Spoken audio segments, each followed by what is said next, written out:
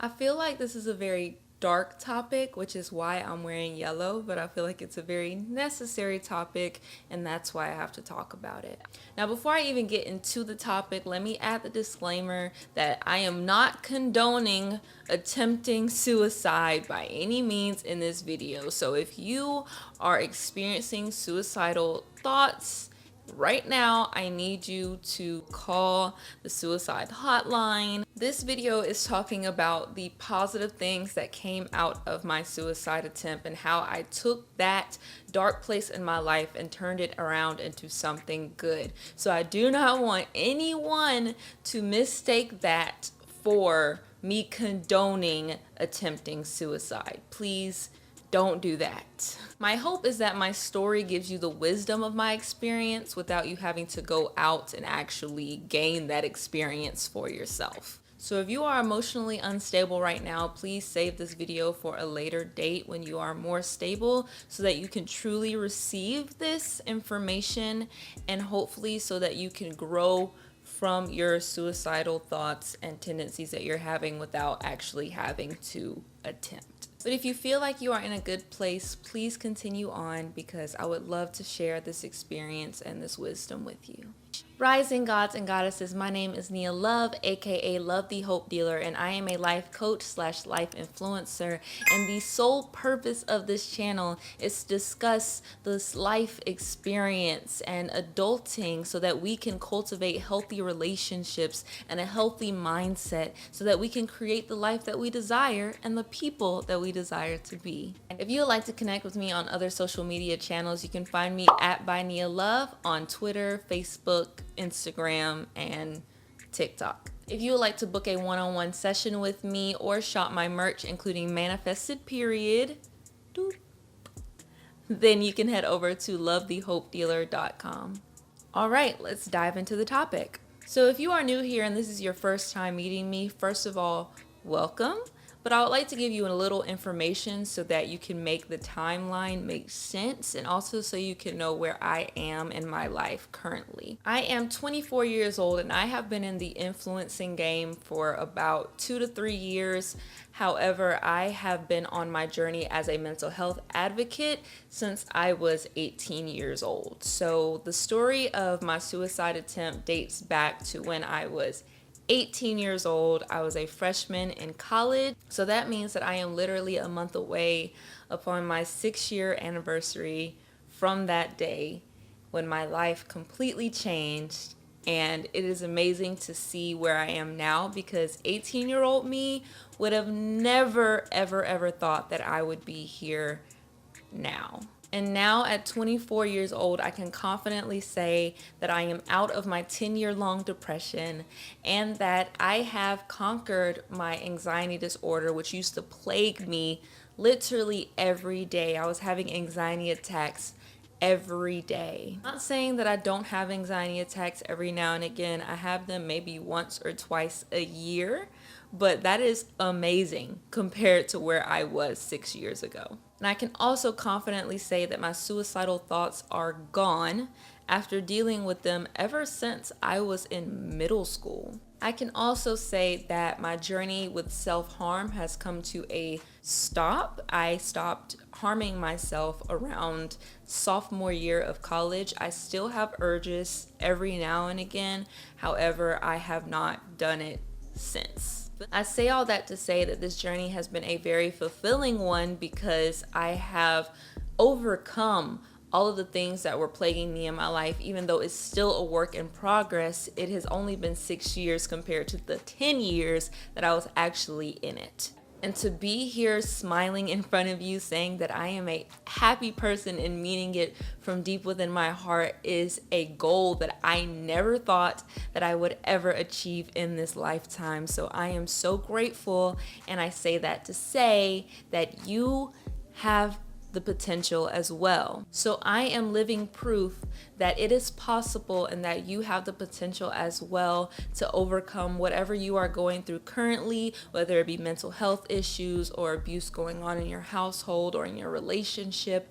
I understand, but I am telling you right here, right now, that you are so close to being on the other side is just not giving up and putting in consistent effort every single day. If you would like to know what that means, I actually have a video called The Simple Key to Happiness, which outlines what you need to do daily in order to change your mindset in order to overcome this stage that you are in your life. So as far as my suicide attempt goes, like I said, I was 18 years old. I was a freshman in college, and I had been going to counseling for about 6 or 7 months. I did not start getting counseling until I came to college, even though I really needed it from elementary school on. However, my family strongly discouraged counseling because they did not want me to be labeled as crazy, and you guys know how Black households are.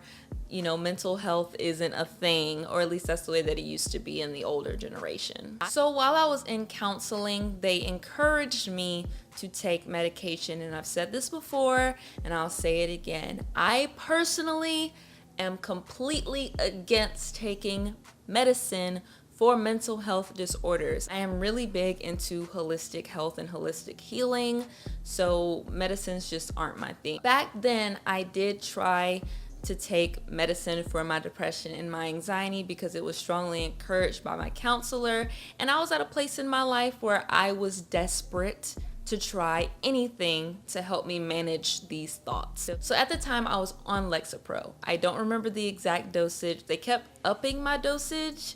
And I also tried Prozac and Zoloft, and they did the same with that.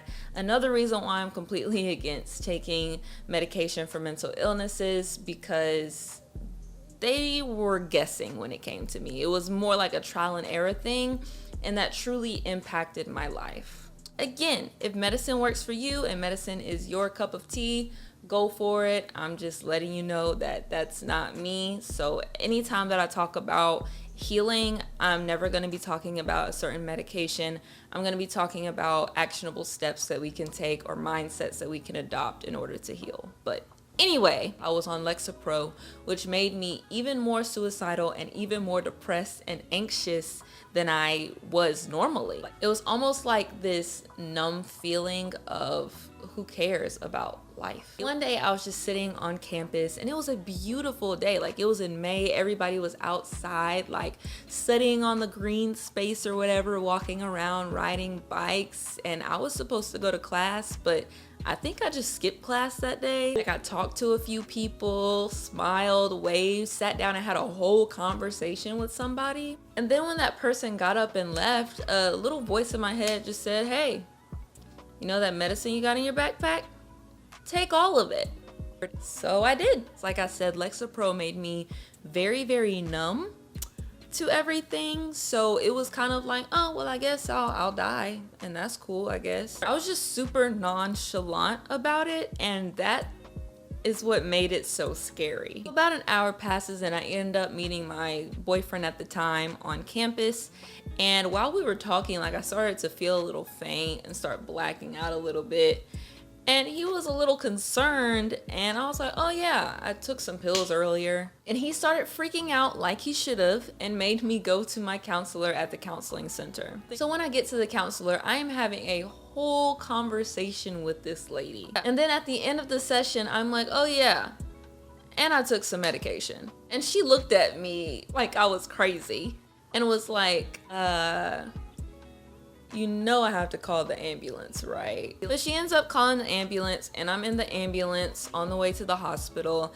And one of the guys in the ambulance, I can't remember what those people are called, was asking me, like, why would I want to take my own life? Like, I'm such a beautiful girl. I told him about all the things I was doing in school, and he was like, you're doing so much. You probably mean so much to a lot of people. Why are you trying to kill yourself? I was just like, I mean, I'm sad. I've been sad for a very long time, and I am so sick of being sad. So we get to the hospital, my phone is dead, so I cannot get in touch with anybody, and literally everyone starts showing up. My mom, she brought her boss and her coworker, my friends showed up, my roommates, my boyfriend at the time. It was a big deal, and I could not see why it was such a big deal. But while I was there in the emergency room, I ran into a lot of different situations. Like, I ran into a woman who was literally in labor. I ran into a box that was holding a dead body. I saw someone getting arrested. Like, I saw people that were bleeding and in pain. I saw a lot that day. And then it hit me. Maybe there's more to life than just my experience up to this point. Maybe my experience up to this point means something. Maybe I can turn this around. I'm looking at these patients who are going through some extremely painful things in life, not even mental pain, not even emotional pain, but physical pain of death, of giving birth, of being hit and bleeding out. Just like other things can be healed, why can I not heal what's inside? So I didn't have to get my stomach pumped or anything. They said that it would pass naturally. Of course, it would be painful and that I might get sick, which I did. And from that day moving forward, it's like my whole outlook on life had just changed. The experience of being in the emergency room and having conversations with different people and seeing all the things that I saw that day instilled a newfound hope in me. My personal avatar did not die that day. However, something in me definitely died that day. And from then on, I was fired up. It's not like I snapped a finger and then all of a sudden I was cured of depression and anxiety. No, I was still depressed. I still continued to self-harm. I still had anxiety attacks every day. I was not by any means cured. However, now, every time those depressed and anxious thoughts popped into my head, another thought came right after it, and that was, this will not be forever. What I recognized back then is that it's not that I wanted to die. It's that I wanted a second chance at life. I wanted to start caring again. I wanted to start loving again. I wanted to just have hope again. All I needed was the mental confirmation that there is a chance. There is a chance that I do not have to live like I have been living. The reason why I was feeling suicidal to begin with is that I thought that there was no chance of me being cured.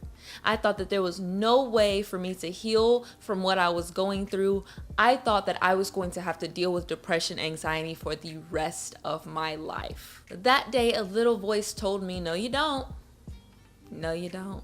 So from that day on, I committed to changing my life, turning my life around, adopting a new mindset, a new lens, a new outlook on life. And again, if you have not watched the video about the simple key to happiness, then I need you to go do that, because that will outline exactly what I went through along my journey in order to get where I am right now. Because I promise you, it was not a magic wave of a wand and all of a sudden I was cured. It was every single day of ups and downs and putting in constant effort. And if you are sitting there thinking right here, right now, well, that can't be me. She doesn't know my life. I'm way worse off than she was. There's no way that I can be healed. That is a bunch of bull. And I don't mean to be insensitive when I say that, but what I will say is that you are a human being, meaning that you are in control. You have the power of choice. You can control what thoughts you choose to entertain, what emotions you choose to entertain. You can choose your mindset. You can choose your outlook on life. Therefore, you will always have a choice. Every single day after that, I chose to do better. I chose to think better. I chose to change my mindset. Happiness is literally a decision away. And you can use whatever you are going through right now as fuel to the fire that will warm hundreds to thousands or even just one other person. I turned my abuse and my trauma, my depression, my anxiety into a platform where I am impacting hundreds of thousands of people every single day. And I've been doing that for almost 6 years. And I'm not saying that you have to be an influencer, but I'm saying that you have a story that has the potential to impact tons of people in whatever way you decide to, whether that be art, music, dance, influencing, podcasting, whatever. You get to decide how you want to use your trauma to elevate you and others. But that's the thing. It's your choice. You have a platform. Now stand on it. Be the success story that everybody needs, that people are wanting to hear, because you are the only one that can tell your story. You are the only one that can tell your story like you can and impact the people that you are meant to impact in this lifetime. I'm sorry I'm getting so pumped up and fired up because you do have a choice. There is hope. It grinds my gears when I see people who have given up hope because they don't even know their potential.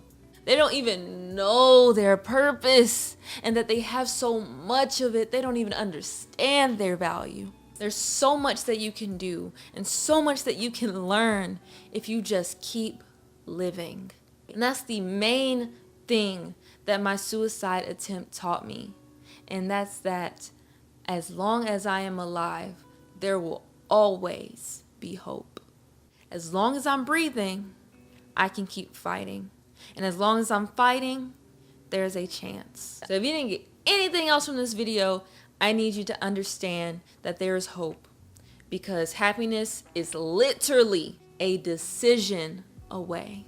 So if you heard me, if you really took that in and absorbed it, and you're going to apply it, please like this video, comment, share with someone that you know this will impact as well. Join my tribe, be a part of this community, and I will be here right beside you along your journey of continuing to try, continuing to fight. I am right here. We are figuring it out together.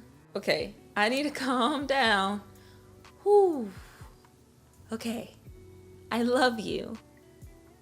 Have a wonderful rest of your day, okay? And just keep fighting, all right?